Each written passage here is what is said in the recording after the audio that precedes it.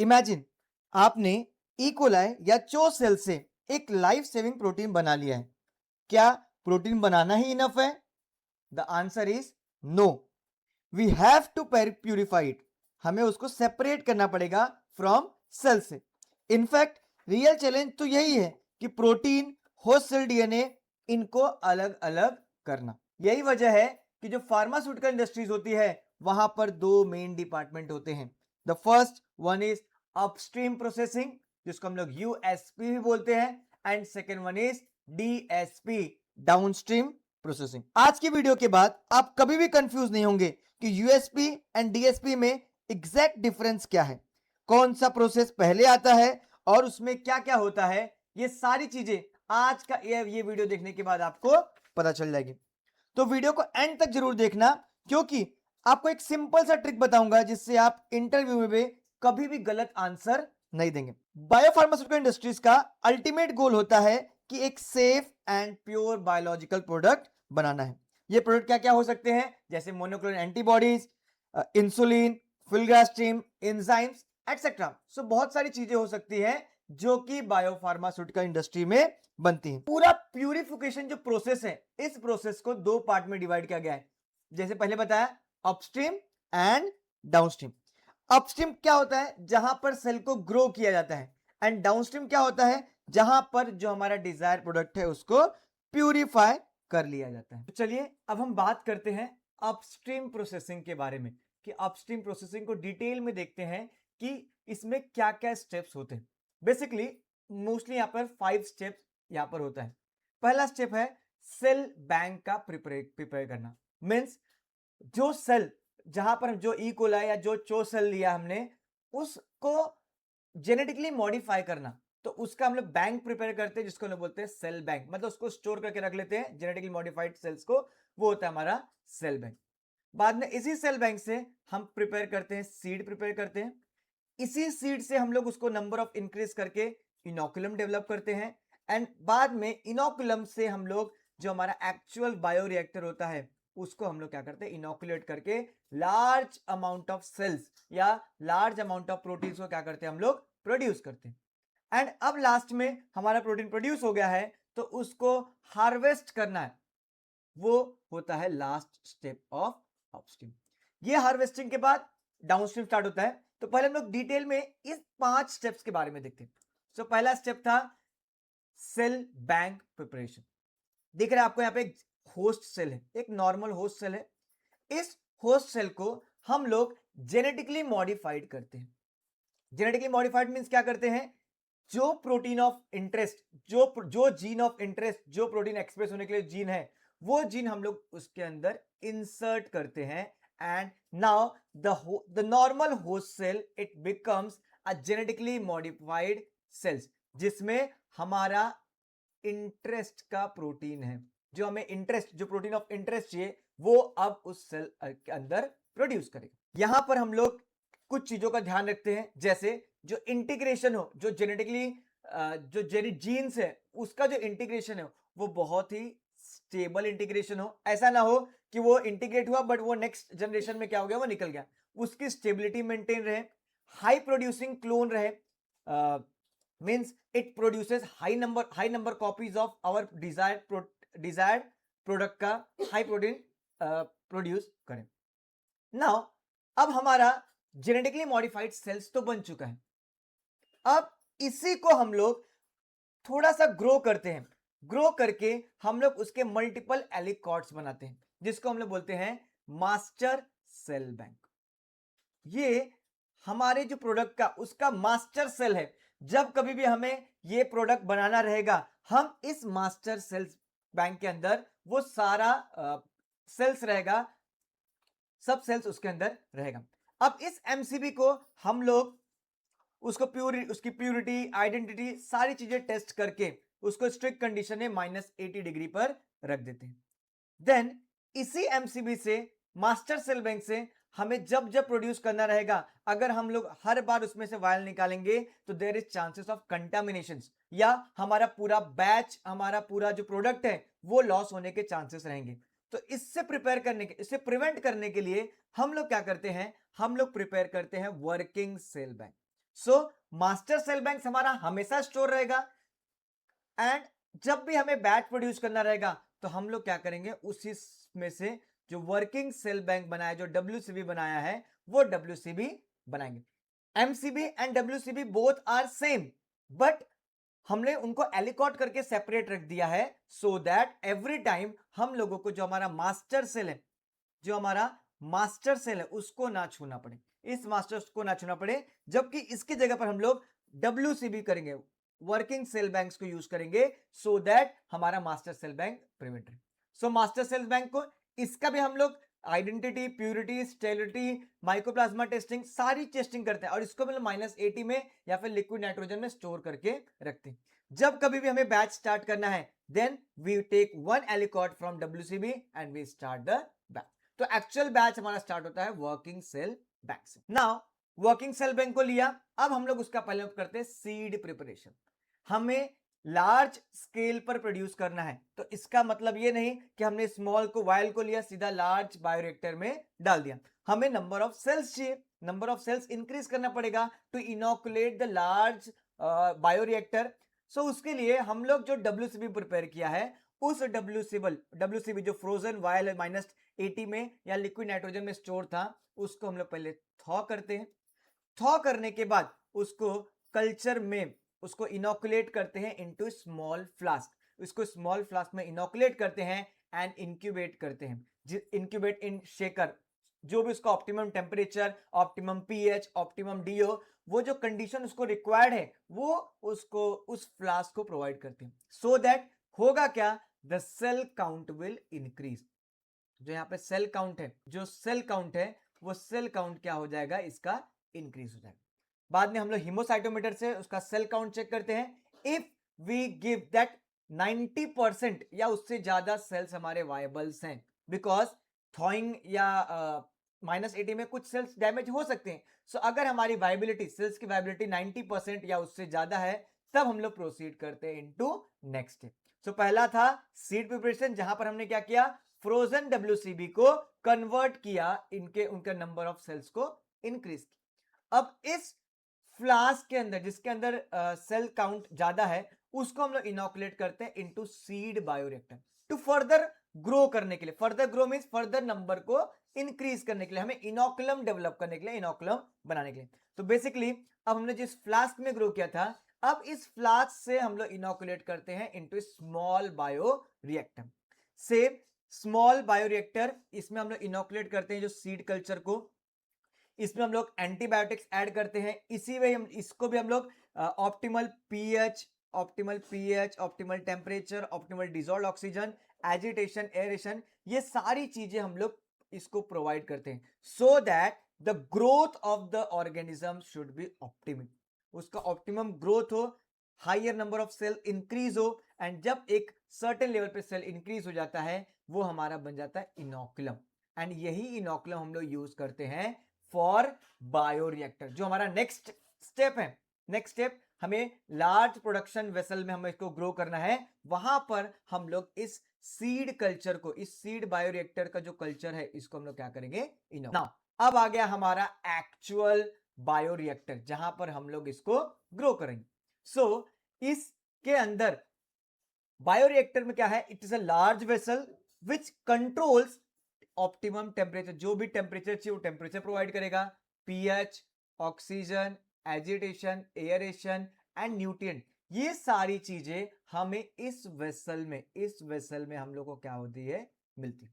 सो इस वेसल्स में हम लोग ये सारी चीजों को मेंटेन करते हैं। एंड जो सीड बायोरिएक्टर, इसके अंदर ऑलरेडी मीडिया है, सीड बायोरिएक्टर से जो सीड कल्चर लिया था, उसको हम लोग क्या करते हैं, इसके अंदर ग्रो कर देते हैं। अब ये जो ग्रोथ होता है, ऑलवेज 10%, 1 to 10% के बीच में होता है। For example if we are 50 litre का हमारा लार्ज स्केल है, तो हम लोग अराउंड 5 लीटर या 500 ml के हम लोग आसपास में उसको इनोकुलेट। ठीक, अब इसके अंदर जब optimum condition, optimum temperature maintain रहेगा, तो cells will grow and it will produce a large number of gene of interest. जो हमें प्रोडक्ट चाहिए था, वो प्रोडक्ट क्या करेगा, वो इंटरेस्ट, जो प्रोडक्ट क्या करेगा, वो प्रोड्यूस करेगा। अब हमारा सेल्स प्रोड्यूस हो गए हैं। Now the next step is harvesting. Harvesting जहां पर बेसिकली हम लोग क्या कर रहे हैं, सेल्स को रिमूव कर रहे हैं, सो दैट अपना जो प्रोटीन ऑफ इंटरेस्ट है वो, बिकॉज जब हमने बायोरिएक्टर में ग्रो किया था उसके साथ में क्या क्या था, उसके साथ में बहुत सारे मीडियाज थे, एंटीबायोटिक्स थे जो हमने उसको ग्रो करने के लिए दिया था, वो सारी चीजें भी थी। अब उसमें से हमें क्या करना है, हमें हमारा जो प्रोटीन ऑफ इंटरेस्ट है, जो सेल्स जिसके अंदर प्रोटीन है, उसको हमें क्या करना है, रिमूव करना है। सो उस रिमूव को, उसको हम लोग बोलते हैं हार्वेस्ट करना। जो हमने सेल्स को क्या किया, हमने सेल्स को जितना भी ग्रो हुआ था उसको जस्ट हमने रिमूव किया and we have made the paste. So ये हो जाता है harvesting. Now after harvesting completed, जैसे हमारा हार्वेस्ट कंप्लीट होता है, the upstream process will get completed. हमने अभी अपस्ट्रीम प्रोसेसिंग में किस तरह से एक माइक्रो ऑर्गेनिज्म को ग्रो किया जाता है, ये हमने अभी कंप्लीट किया। किस तरह से हमने सेल बैंक से लेके हार्वेस्ट तक किया था उसको हमने डिटेल में देखा। अब हम लोग बात करने वाले हैं कि जो सेल्स को ग्रो हुआ है उसमें से जो हमारा प्रोटीन ऑफ इंटरेस्ट है, जो जीन ऑफ इंटरेस्ट है, उसको कैसे प्यूरिफाई करते हैं। It comes under downstream purification process या डाउनस्ट्रीम प्रोसेस। ये भी 6 to 7 स्टेप्स में डिवाइड है, but it varies from product to product. किसी प्रोडक्ट में 6 to 7 प्रोसेस लगते हैं, किसी में 3 to 4 लगते हैं, डिपेंडिंग अपॉन क्या प्रोसेस हम, क्या मॉलिक्यूल्स को हम प्यूरिफाई कर रहे हैं। चलिए हम लोग बेसिक देखते हैं कि एटलीस्ट ये सारी चीजें होंगी। So first step is clarification. Clarification means removing of cell debris and solid particles. जो भी सेल्स हैं, सेल डेब्रिस है, जो भी अदर देन अपने प्रोटीन है, उनको रिमूव करने का काम होता है clarification. Now second, after that it comes to capture chromatography या क्रोमेटोग्राफी टेक्निक। ये 2 to जो 4 है, it is a capture chromatography techniques या क्रोमेटोग्राफी टेक्निक्स है, जहां पर एक्चुअल प्यूरिफिकेशन होता है। बेसिकली यहां पे होता क्या है, एक रेजिन रहेगा एंड उस रेजिन, ये रेजिन पे हम लोग क्या करते हैं, उस सेल्स को लोड करेंगे, सॉल्यूशंस को, एंड जो भी प्रोटीन्स है वो कैप्चर हो जाएगा एंड देन बफर के थ्रू हम लोग क्या करेंगे, इसको इल्यूट करेंगे। सो वैसे ही कैप्चर क्रोमेटोग्राफी सेकेंड 2 टाइम्स करेंगे, इंटरमीडिएट प्यूरिफिकेशन करेंगे एंड देन लास्ट में पॉलिश करके हम लोग हाई ग्रेड का मॉलिक्यूल प्रोड्यूस करते हैं, प्यूरिफाई करते हैं। मॉलिक्यूल प्यूरिफाई हो गए but it is in dilute state, या फिर जो उसका सॉल्ट कॉन्सेंट्रेशन है वो वेरी कर रहा है, तो उसको ऑप्टिमाइज करने के लिए हम लोग यूज करते हैं TFF, which is ultra filtration and diafiltration. इससे हम लोग प्रोडक्ट को कॉन्सेंट्रेट करते हैं, कॉन्सेंट्रेट को एडजस्ट करते हैं, बफर एक्सचेंज करते हैं। देन हम लोग उसको स्टेराइल फिल्टर करते हैं to remove the microbial contamination, जितने माइक्रोब्स उनको रिमूव किया जाए, so that it will become sterile. And then हम लोग depending upon what doses are required, हम लोग उसको छोटे छोटे वाइल्स में फिल करते हैं। So it is a filling in container. So basically ये 6 to 7 स्टेप होता है। हम लोग इसको डिटेल में देखते हैं। सो फर्स्ट स्टार्ट करते हैं with clarification. Clarification, why clarification is done? Basically it removes the cells and solid particles. Cells and solid particles को रिमूव करने के लिए क्लैरिफिकेशन यूज होता है। ये क्या करता है, वेस्ट मटेरियल को रिमूव करता है, सो दैट द डाउनस्ट्रीम इक्विपमेंट, जो आगे हम लोग कॉलम्स TFF यूज करेंगे, उसको प्रोटेक्शन का काम करता है। And the next one is it improve the quality and purity and yield को इंप्रूव करता है। The common methods which are used in clarifications are, पहला है मोस्टली सेंट्रीफ्यूगेशन करते हैं, या फिर माइक्रोफिल्ट्रेशन करते हैं, या फिर डेप्थ फिल्ट्रेशन करते हैं। सेंट्रीफ्यूगेशन, जस्ट सेंट्रीफ्यूज कर दिया सेल्स को एंड उसके डिपेंडिंग अपॉन उसके वेट के बेस में सॉल्यूशंस ऊपर, लिक्विड जो सॉल्यूशन बच जाएगा एंड जो सॉलिड है वो सेटल हो जाएगा। तो अपना इंटरेस्ट कहां पर है, जीन ऑफ इंटरेस्ट कहां पर, उसके हिसाब से लोग प्यूरिफाई करते हैं। Now, how we choose that this method is required for this step? या फिर हम लोग सेंट्रीफ्यूगेशन करेंगे, या माइक्रोफिल्ट्रेशन करेंगे, या फिर डेप्थ फिल्ट्रेशन करेंगे, ये कैसे चूज करते हैं? तो उसको चूज करने का यहाँ पे क्राइटेरिया में दिया है कि अगर लार्ज सेल होगा या फिर सॉलिड का मात्रा अगर ज्यादा होगा हमारे सोल्यूशन में, देन वी यूज सेंट्रीफ्यूज। अगर मॉलिक्यूल्स स्मॉल स्मॉल है, स्मॉल सॉलिड्स है, लो सॉलिड है, तो वहां पर हम लोग यूज करते हैं फिल्ट्रेशन का, माइक्रोफिल्ट्रेशन, या फिर अगर हाई डेब्रिस लोड है तो वहां पर हम लोग यूज करते हैं डेप्थ फिल्ट्रेशन, डिपेंडिंग अपॉन अपना इंटरेस्ट ऑफ प्रोडक्ट क्या है और हमारा किस स्टेट में अभी हमें अपस्ट्रीम से मिला है, उसके बेसिस पे हम लोग ये मेथड्स को चूज करते हैं। नाउ ये जो क्लैरिफिकेशन है, क्लैरिफिकेशन होने के बाद क्या होता है, रिमूव्स, सेल्स रिमूव हो जाते हैं। इसका जो की बेनिफिट क्या है, सेल रिमूव हो जाते हैं, मेम्ब्रेन को प्रोटेक्ट करता है, स्टेबिलिटी प्योरिटी इंप्रूव हो जाती है, डाउनस्ट्रीम का लोड कम हो जाता है, एंड यील्ड एंड एफिशिएंसी कहते हैं। यहां पर दिया हुआ है कि एक किस तरह से एक फ्लो एग्जांपल के थ्रू हम लोग कर सकते हैं कि सेंट्रीफ्यूज करेंगे, माइक्रोफिल्ट्रेशन कर सकते हैं, डेप्थ फिल्टरिंग, हाँ हम लोग कॉम्बिनेशन में भी यूज कर सकते हैं तीनों को एक साथ, क्योंकि हम लोग पहले सेंट्रीफ्यूज किया, बाद में उसको माइक्रोफिल्टर किया, या फिर डेप्थ फिल्टर किया, या फिर सेंट्रीफ्यूज को डायरेक्ट हमने माइक्रोफिल्टर किया एंड लोड किया। सो ये कॉम्बिनेशंस में इस सॉल्यूशंस को क्लैरिफाई किया जाता है, सेल्स एंड डेब्रिस को रिमूव किया जाता है। नेक्स्ट आते हैं chromatography step. Basically main step of purification है।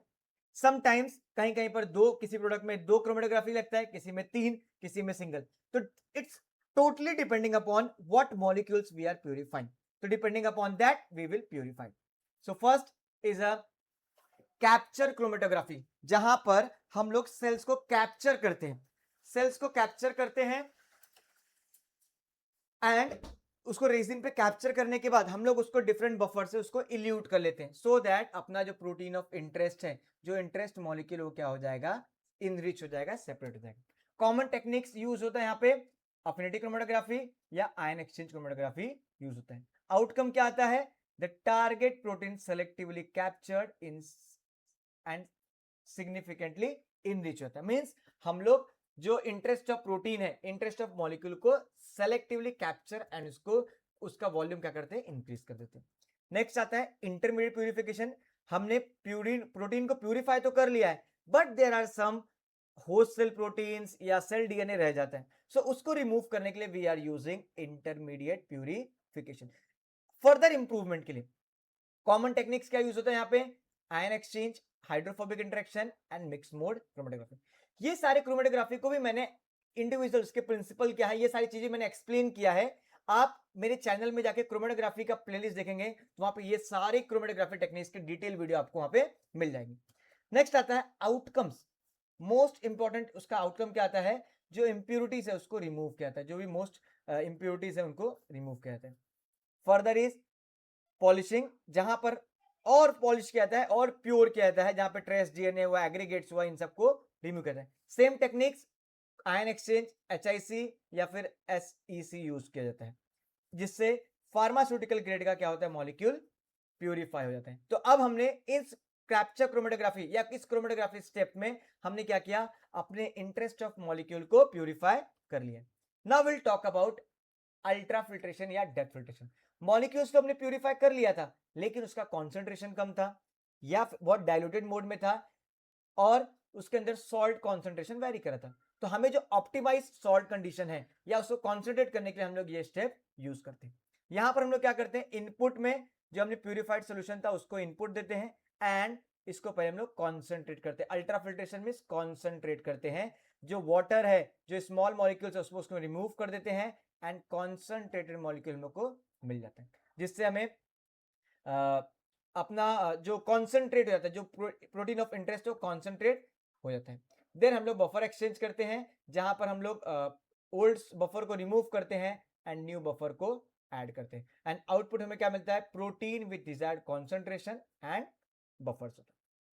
इसका ऑब्जेक्टिव क्या है, प्रोटीन कॉन्सेंट्रेशन को इंक्रीज करना है, बफर एक्सचेंज करना है, सॉल्ट्स को या स्मॉल मॉलिक्यूल्स को रिमूव करना है, इंप्योरिटीज को रिमूव करना है एंड स्टेराइल फिल्ट्रेशन के लिए उसको प्रिपेयर करना है।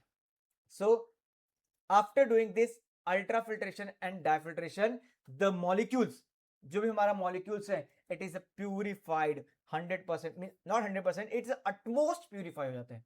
Now we will do sterile filtration.